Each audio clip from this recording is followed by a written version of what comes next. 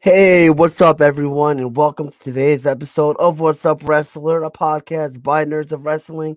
I'm your host, Justin Del Rio, and my guest at this very time is PJ Savage. PJ, what is going on, bro? How are you? Hey, what's up, man? What's up, wrestler? Just got savage. Dude, I'm so happy to have you on today. Man, much appreciated, man. I've done a ton of these podcasts, and I just want to make sure I say it every time I'm on. Thank you to the work you guys are doing, man. You're giving indie wrestlers and just wrestlers in general another platform to perform and just to get our name out there. And this is a chance for me to let people know who I am. So, man, greatly appreciative of the opportunity. Dude, thank you so much for that recognition. It does mean a lot for to hear stuff like that from you guys. What have you been going through? Like, how have you been through this whole pandemic and this whole madness we're going through? Man, I gotta be honest. The beginning of this pandemic was tough. I was over at World of Unpredictable Wrestling, and New York shut down. Mm. New York. I mean, New York with the whole wrestling and athletic commission. New York is kind of handcuffed. It's We were hoping when UFC came in that wrestling would get deregulated and there'd be less rules for wrestling, and wrestling could have got off the ground. But once UFC and MMA got in, it got worse with the rules, and the pandemic made it even worse. So it was tough, man. And then all the gyms shut down, so there was no way for me to work out. I had to turn my house into an at-home gym, and I got three kids, man. I got a little man who just turned one, is one and a Oof. half. Yeah, so it's tough, man. I had brought a stepper, a bike, and just having that little man, that little monster run around trying to grab the pedals or play around with stuff while I'm doing it. Man, it was tough. So the pandemic hit me pretty hard, but blessings that me and my family are in good health, and we're all still here and pushing through it, and I can still be wrestling today. That's all that matters in the long run. I give you so much credit for turning your home into a home gym. When I was on the pandemic and quarantine, I didn't do nothing. I was very lazy, very, very lazy. Man, that Minus the podcast I did, I didn't do anything, bro. I'm chilling. I'm not doing nothing. man, that was me like the first 6 months, man. I swear I put on like 20 pounds. I was so subconscious about it when I first started wrestling again. Oh man, I was like, God, I'm out of shape. I'm gonna blow up the moment I get into this ring. All I did was play PlayStation and Xbox the first 6 months and take care of my kids, man. Like that was it. And then I That's had to turn it up. So yeah, man, of course. What kind of games do you play for your Xbox and PlayStation? man, there's like two things I'm passionate about besides my family. It's professional wrestling and video games, man. I'm a video game head. I have both the Xbox Series X and PlayStation 5. I drove my girl crazy trying to get those at launch. I mean, she was helping me buy them when they were going live in September. It was crazy in this household, man. But yeah, I play everything. I literally play everything. Right now I'm playing Returnal for the PS5, so I'm having Nice. fun with that, man. I feel like everyone listening is like, damn, PJ's lucky. He got a PS5. I got to get one too. Like, shit. Man, look, shout out to another wrestler named Jay Bougie. Jay Bougie was hunting down PS5s for all his friends. He was actually the reason I got the PS5. I got the Xbox Series X on my own on Walmart, Right. but Jay Bougie was the one that got me on Amazon, and it was like, wow, he got it for me launch day too, so that was crazy. I feel like, correct me if I'm wrong. I feel like the PlayStation is a lot more popular than the Xbox. I'm a Yeah, Sony guy. yeah, I don't know which yeah. one you prefer, but I prefer Sony way over Microsoft. Yeah, look, I'm an Xbox guy. I love my Xbox, but the reason I love my Xbox is because I played it since like the first Xbox came out. I wasn't a PlayStation kid growing up. I was more of a Nintendo kid. That's what my mom got me, so I was on the Nintendo more. And then after Nintendo, I played the Xbox. But the PlayStation's a must-have. It's definitely the most popular. It has the best games on it. I love my PlayStation. I play both sides. I'm on WCW and WWE. I play There you both go. shows. Nothing wrong with that. I work with kids. It's funny how you said, during this whole pandemic, like you like had your kids going crazy. I could relate. I don't have kids on my own, but I work with kids for a living and I know how it is, bro. So, like God bless you for being a father. Everyone goes like, oh, Appreciate that, man. no problem. Everyone goes, oh, Justin, I don't know how you work with kids. I'm like, bro, I've been doing it for like 12 years. It's like whatever now at this point.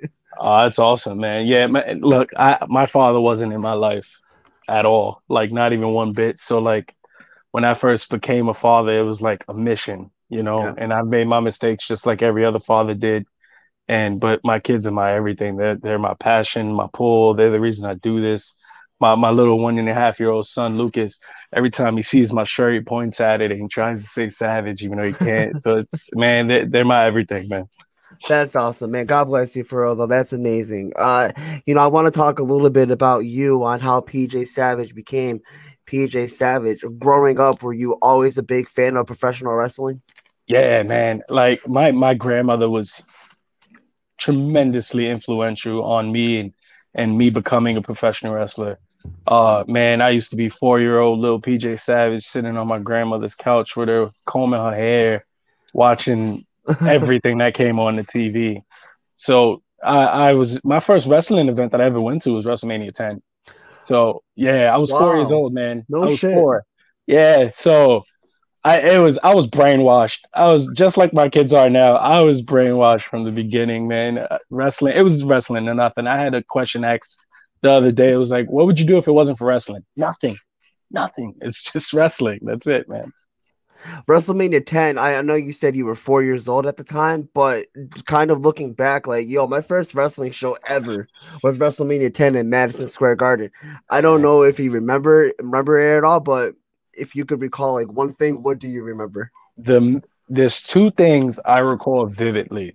I was in the section right where the entrance was here, Mhm. and then they had like fans up here. I was towards that section, and Macho Man was fighting Crush or Atom Bomb, I think his name was at the time, and they run towards under me, and you couldn't see nothing no more.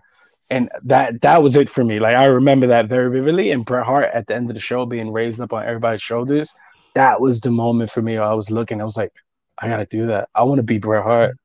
I want to be that guy. So those are two things I remember vividly. I always get so jealous when, I mentioned this before on a few of my other shows. When wrestlers go, I watch wrestling with my family. My family was into it. My grandma, my dad, my mom, my aunt, my uncle, my dog, my cat. I was like, oh, damn, like shit, like lucky. Like I Yeah, mentioned it all the time. I'm the only one in my whole family who absolutely loves wrestling. Nobody else likes it. My dad doesn't like it, but like I show my dad a few things. He goes, okay, that's pretty cool. That's pretty he'll cool. get into it a Uh, little bit. but like he absolutely refuses to acknowledge the fact that it's an actual sport and it's very entertaining. But Yeah. to each their own, to each their own. uh was there, other than your grandma, who else was a big wrestling fan in your family?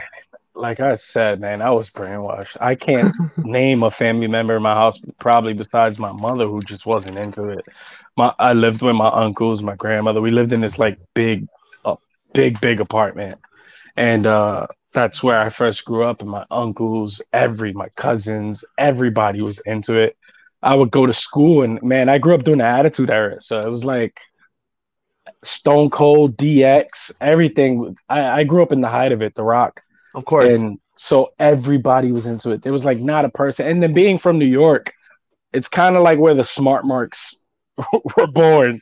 So it's like you go to a show and then there'll be tons of smart marks with ECW shirts and ECW belts and all the backyarders and everybody be outside. So it was like everybody was just super into wrestling. So I grew up just drowned in professional wrestling, man. That's amazing. I mentioned before to Gio, I interviewed him before. I said, can you imagine if we had the knowledge we have now, like when we were kids? Like, what if we knew all the wrestling, like all the moves, all the stuff behind it? Like, we would be annoying. We would be Oh like man. so annoyed to people who have no idea what you're talking about. And then you're Yep. trying to explain to them, and you're like, just forget it. You don't understand. When you get Yep. older, you'll understand. Yeah, and that's kind of where we're at now, like if I don't try to like push wrestling onto anybody, Nah, if they don't understand it yet, they're just not gonna get it. But once it becomes mainstream, because wrestling isn't really mainstream right now, once it becomes mainstream again, it's everybody's gonna be into it, just like the Attitude Era. Everybody's gonna just be drowned into it. So it's gonna come. I'm gonna be that guy that brings that mainstream feeling back. So I'm Hell telling you. yeah, bro. We can't wait. We can't wait for that. Growing up in the Attitude Era, I know you said you went to WrestleMania 10. Absolutely awesome. Who were some other wrestlers that you were absolutely hooked to, other than the most popular?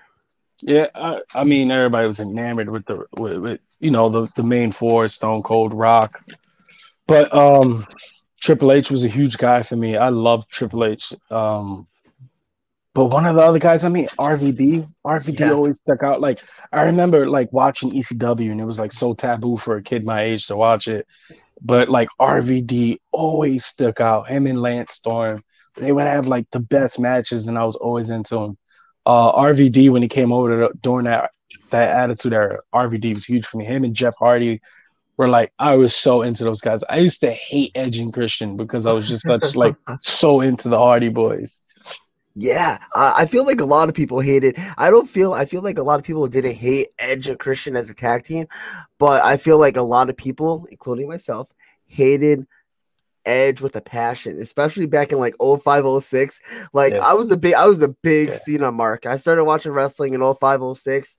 Cena was the guy. Like a lot of people, like a lot of young kids who watch wrestling now, Roman Reigns was the guy back in 2015. Now they yeah, hate him because he's a yeah, bad guy. So I yeah. feel like, correct me if I'm wrong, I feel like there's no top babyface in the company right now that Nah, is like no more. There's no more John Cena, no more Roman Reigns. Like who do you think could fill that spot? I know this is kind of a hard question too.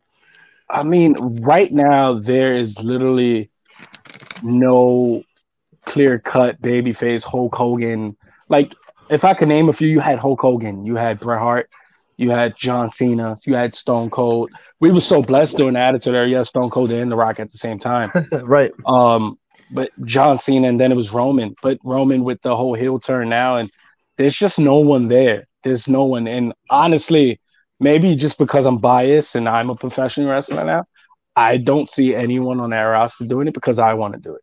I want to be that guy. I want to be that next guy. I don't care if I'm 2, 3 years out from being on TV. I'm going to be that next guy. I want to be that next guy. I want to put that whole company on my back and just ride that wave. But even when you look at NXT, I mean, look, I'm not lying when I say people right now, when they watch the product, they're not really into it. They're not into WWE's product. Even with NXT, like it kind of lost its flair. The whole Finn Balor era when Kevin Owens was there and Joe and Shinsuke, Right. Sammy, that was one hell of an NXT era. I was so into it at that point, but it kind of dwindled down for me. I actually watch more AEW than I do anything else, even though I watch everything. Right. But I enjoy AEW. It reminds me of old WCW. I love that. And it's funny how you mentioned how, I kind of said the same thing to my friend a couple years back that I'm like, wait, I was wrong. I said once, like Kevin Owens left, Samoa Joe left, Finn Balor, Sasha Banks, all like the top Yeah, Sami Zayn and all them. Once they all left NXT, I'm like, it kind of sucks. But then I started watching NXT because I wasn't really watching at the time. I saw Adam Cole, Johnny Gargano, yeah, it was all these guys. I'm like, killing holy it. shit, I was wrong. I was wrong. Wait, NXT's fire, and NXT still is fire. It is so much better than the main roster. Yeah, the main roster is just watered down right now. I So don't know, bad. man. It's so bad. I don't know if you heard last night. Eva Marie's coming back. Yeah, the whole evolution is back. Uh, A uh, lot. Watch. I tweeted this morning. I was like, "Yo, Eva's gonna surprise us all." Like, watch. I look. I hope so. Look, I do nothing but root for anything professional wrestling because I'm a professional wrestler. This is the business that I'm getting into, so it has to thrive. Wrestling has to be successful in order for me to be successful. Right. So I Exactly. hope she tears down the show. I hope she like lights it on fire. I wish nothing but the best for every performer out there. So I hope she brings something to the table, man. Honestly, me too. I feel I'm like low key rooting for her. Yes, I said it right. Yeah. I am rooting for Eva Marie. So Oh man, he just lost followers. it's Oh all god. it's all good. They'll come back. They'll come back. People leave, and I get like 10,000 members a day. So it's okay. It's all Oh good. man, not on my episode. Not nerve. Watch. You're like the bad luck episode. Oh Um, man. talk about. I want to know more about PJC. PJ Savage. Sorry. How did PJ Savage really want to get into the world of professional wrestling? Like, what Oh made you start, and how was training? man, so back in like 2015, um I had my second child. I had my son Abel, my firstborn son. And I was like in probably the worst part of my life that I can remember. I was going through some pretty bad stuff, and he was like the only bright spot. Him in wrestling. I used to sit down with my little 3 month old and watch wrestling on the TV, and that made me happy. And that was right around the time the network had first started. Yep. So I was like, just watching wrestling all day. And I remember one day I went to the Barclays Center, and it was like I was the darkest part, and Raw was in town, and I love the feel whenever wrestling's in town, and the fans go crazy. Like when you go to the Barclays Center and wrestling's in town, those fans go nuts. Everybody's wooing. Everybody's got the shirts out, the belts, cosplay, everything. Wrestling fans are the greatest fans in any sport. I don't care what anyone says. Wrestling has the greatest fans. Hell yeah. But I love that electricity. And I remember going to the back of the Barclays Center and just standing there staring at the production truck. And I was like, I don't want to be a fan. No disrespect to fans, man. I want to be in that room. I want to sit at that table with Vince and Flair and belong. And that led me to just searching the internet. And of course, Johnny Rodz pops up every second you type in wrestling school in New York. He trained all the ECW guys. House of Glory was a thought too. I was thinking about going there, but my whole thing about getting into professional wrestling is I want to be remembered. I want to have that historic story behind me. I want to tell my journey. My journey starts before I even get to the big show. So putting that name of Johnny Rodz behind you was like, it was enticing, the thought of it. And man, that was probably the best decision I ever made in my life. I went down there, started training with him. And that man, I have nothing but great things to say about Johnny Rodz. He is, I might be biased, he is the greatest professional wrestling trainer that ever lived. Johnny Rodz is the man. And he trained me thoroughly. I would sit in his office, and one of the things, if any other professional wrestlers out there just learning or you're thinking about getting into it, when you first get into it, take all the lessons in. If someone else messes up, sit down and listen to that person get chewed out and take it in like it's yours. That's what Johnny basically like told me the whole time. And man, I was a sponge sitting under Johnny's tree. And I remember one time I didn't have no gimmick. I didn't have no name. He doesn't even let you name yourself. No. What? Yeah, no, he's very old school. So like you go in there, I remember I was like, I want to name myself. I want maybe Seth Abel or something. I was like a Seth Rollins mark. Right. And I was a mark. And I remember going to Johnny like, hey, Johnny, when can I name myself? Hey, pa, you don't name yourself. What kind of mark are you? I was like, oh, man, what's going to happen now? I was in like the first 2 years, I was PJ Nelly, JP Nels. He would call me anything he wanted to call me. Whatever he wrote on the paper that day, that was my name for the show. And I remember one day I wore a Savage shirt. And because I was going to wear another shirt. A lot of guys was calling me like PJ Prodigy, like, oh, it stuck out. So I got this big T-shirt made. It said Prodigy PJ with a skull on it, right? So I was marked. I was gonna fire. Oh man, I was hyped up. Found out my shirt got lost in the mail the day before the show. Right, so I'm like, oh god, what am I gonna do? So I went to the T-shirt shop, made a shirt that just said Savage AF with some skull and crossbones. Wore it. And everyone called me PJ Savage after that. So it wasn't even like something that I thought getting into business, like, oh, I'm gonna name myself Savage. You don't even think about it. Macho Man is the Savage, right. You know? Of course. So it's like I wasn't even thinking about naming myself Savage, and it just stuck, man. And like a lot of my friends had called me Savage. You know, like the generation that we're in now, Savage has like a different meaning to it. It wasn't the primal meaning that it was before. And I kind of like embodied that whole Savage movement. It was who I was, and it just stuck, man. And PJ Savage took off after that, and it's been running ever since. I guess losing that T-shirt in the mail was a blessing in disguise. Man, imagine I would have been calling myself PJ Prodigy. Everybody would have hated me. PJ Prodigy kind of sounds like a douchebag kind of name. All right, it just comes off super heelish. The whole persona would have been different. The PJ Savage really like PJ Savage. I don't have to turn into a character. Right. I can just be who I am, and it's me with the volume cranked up all the way to 1,000, and it's just who I am. So the Savage moniker kind of stuck with me, and it is me, man. So it definitely worked out for the better. I love that. I always ask this question too. I know, kind of going back a little bit, way back. What do you remember most from your training? What was the first bump you've ever taken, and what was going through your mind after that bump? Oh man, the first bump I ever took was back bump, and I took that bump, and immediately it was like, I can do this. I can do this. I know people have the fear of like falling backwards, Right, I do. but it was just one of those things that was like, man, I remember this question got asked to me not too long ago. Do I get nervous? I was nervous the first day I went to go train, and then after that, every nervous bone in my body left. I've not ever been nervous doing any professional wrestling show, training, anything. Like it's just, I've never felt more at home than I do inside of a wrestling ring. So I I remember love after that. that first, yeah, man, after that first bump, I was sold. It was like, oh, I can do this. And I remember I got my all my bumps down first day, side bumps. Johnny teaches side bumps and back bumps and face bumps. I did all my bumps first day, got all my rolls down first day. Shout out Damn. to Matt Stryker because Matt Stryker was my trainer my first day.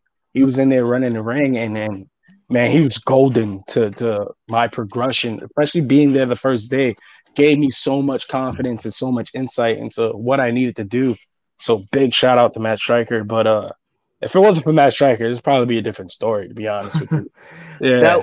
that was a question I was gonna ask after you hit that first back bump. Like, were you like, yeah, this is it. This is where I belong. And you answered it for me, bro. My man. I love that. I love that. What other bumps did you take? Like, I know you said you did pretty much everything. What was the hardest? What was the hardest bump you took? Taken? Oh man. All right. So there was a man, one of my trainers, Pedro Dones. I still hate you. Nah, I love you, man. Dones was teaching us like big bumps. And what I mean by that, he was like teaching us how to back bump off the bottom rope, second rope, and he tried to get us to go to the top rope. Mm. And I remember that second rope. That one was the one where it was like I was nervous, I was scared. I was like, oh, I gotta tuck my chin on this one. This one Yep. might be scary. And I remember hitting that bump, and it was just like, okay, bones didn't rattle, tuck my chin. As long as you do it the right way and the way they Right. teach you, you don't feel a thing. Like you literally don't feel it. I mean, of course, that's when you first start training. Of course. After you put some wear and tear on your body, 6 months into it, not even 2 months into it, everything hurts. But Of course. Of course. Of course. You said you don't get nervous at all. You know, not anymore. Were you nervous like the slightest in your debut match? And how long did it take you to get booked in that match? so my first wrestling, so I started February 27th. That was the first day I trained. There was a show March 5th, and it was like 6, 7 days later. And Johnny made me ref the whole show. Basically, there was like 2 matches I didn't ref. I guess he wanted to see if I could like stay in the ring, how much I loved it. Right. And I loved it. It was easy.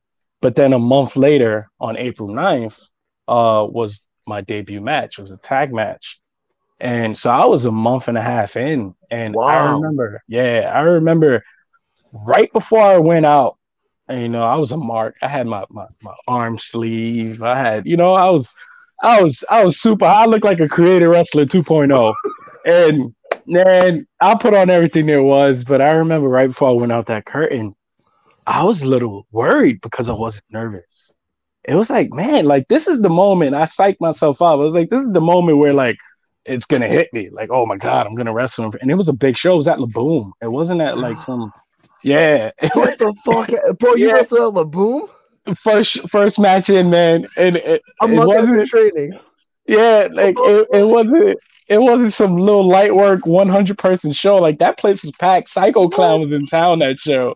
So it was Laboom is crazy. huge. Damn, Yeah, man. I love that location. Laboom Oh is man, it's one of insane. my favorite places to wrestle. My family loves watching me wrestle there. I can't wait till they open back up. But it was at Laboom, man. I'm behind the curtain. Like this should shock me right now. And it didn't. I walked through the curtain and felt at home, man. It was one of the easiest things I ever did in my life.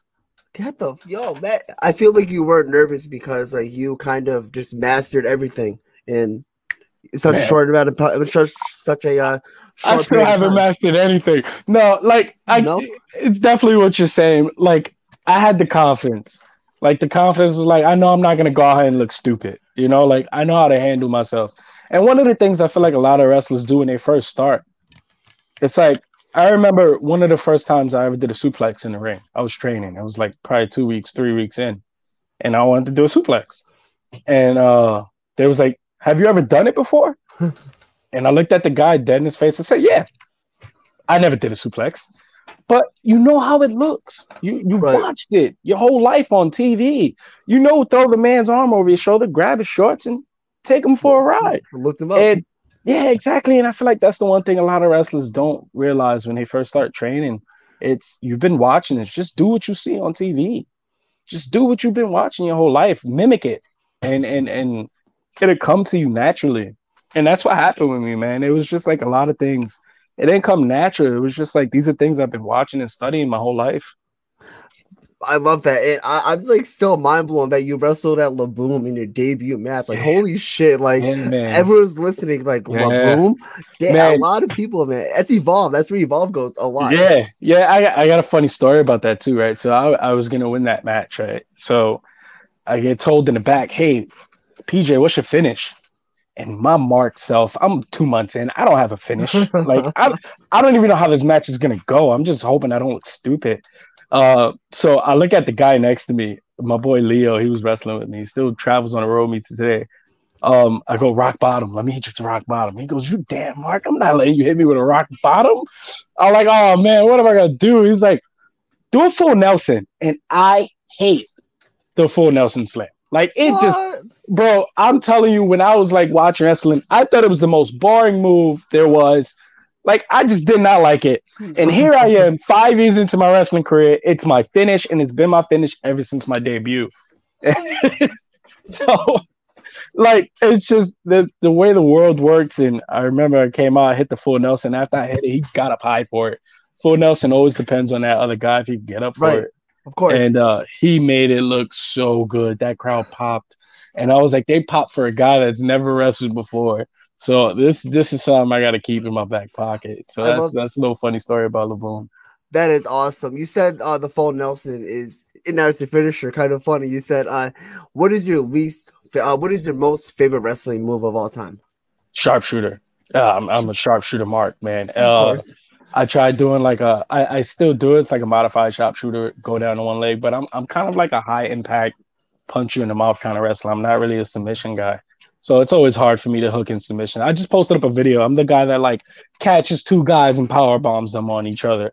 So that's not the kind of guy you see hooking in submissions all the time. So it's hard to like put it in there. But sharpshooter, I'm a mark for a sharpshooter, man. There's nothing sexier than sharpshooter. Yeah, Bret Hart over here, huh? Yeah, man. Ain't nothing like Bret Hart, man. I have a funny story about that. It's kind of, I interviewed Alexia Nicole a couple weeks ago, and I asked the most stupidest question known to man. And once I asked it, I was like, "Wait, pause. That's I a gotta dumb hear it. question. Don't." Okay, so she's from Canada.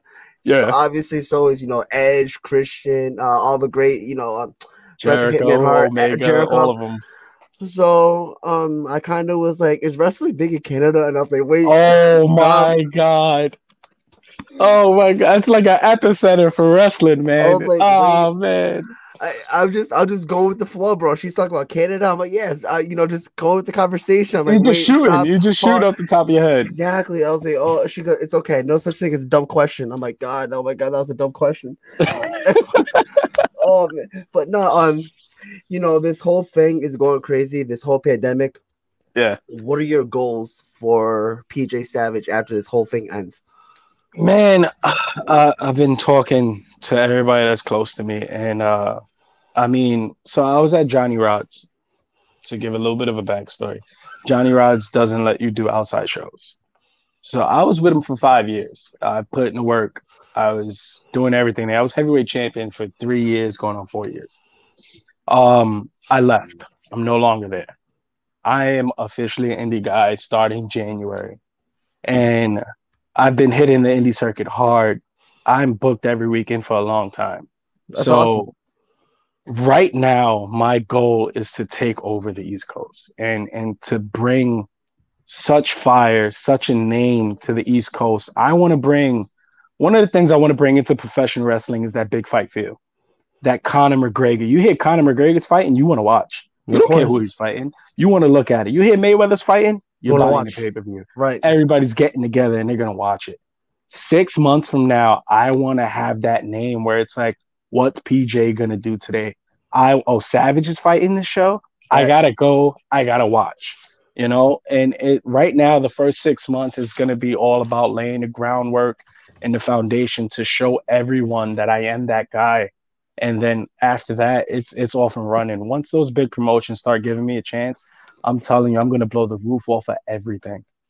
Hell yeah, bro. It due time, bro. It takes a lot of time, but I Yeah, 100% believe in you. I know you were just at Tesla Strength Wrestling on Sunday. yeah, That's yeah. That awesome. was Yeah.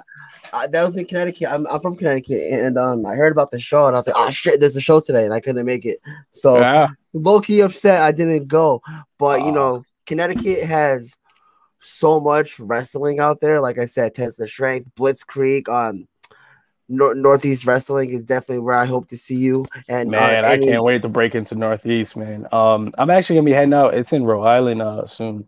XWA. I'm gonna I be heard of heading up them. there pretty Yep. soon. So I'm interested in that loop. I feel like right now I'm on that Jersey loop, the Jersey to Philly loop, and getting into test of strength, it's gonna head me up more towards those upper states.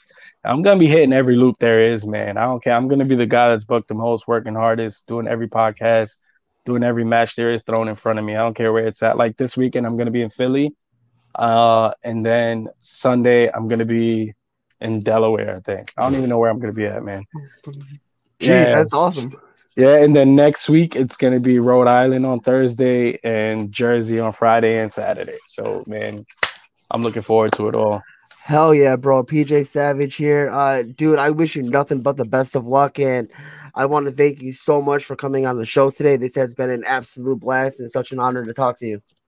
Man, I appreciate you, man. Again, thank you for all the work you're doing. You're putting guys on the map.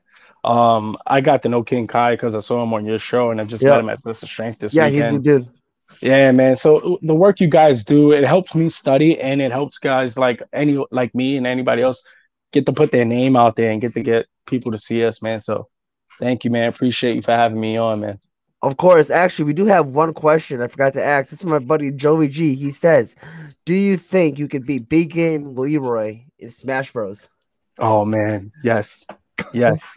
You know what I want to do? I want to have a match with Big Game Leroy. I hope you're watching, Leroy. I want to have a match with you. At the start of the match, we're gonna play Smash Bros. Right? Then after that, I want to pop in a GameCube and act like we're gonna play someone, and I'm gonna take the GameCube out and beat your ass with it, and then just start brawling from the inside of a room into a wrestling ring. Let's make it happen. I want to break your Switch. Let's make this happen. Oh, Let's do it now. Look, Switch and Nintendo, those are for babies. All right. You got the Series X and the PS5 here.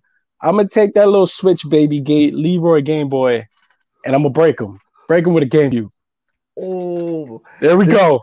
we gotta book that now. Oh god, that'd be amazing. PJ, before we do sign off though, tell those nerds where they could find you. Oh man, everything is at PJ Savage _. I'm on Instagram. I'm on Twitter. I'm on YouTube. I'm everywhere, man. www.prowrestlingtees.com/PJ Savage. Go get that merch now. Now, go do it, nerds. This has been an episode of What's Up Wrestler, a podcast by Nerds of Wrestling. I'm your host, Justin Del Rio. Peace out, nerds.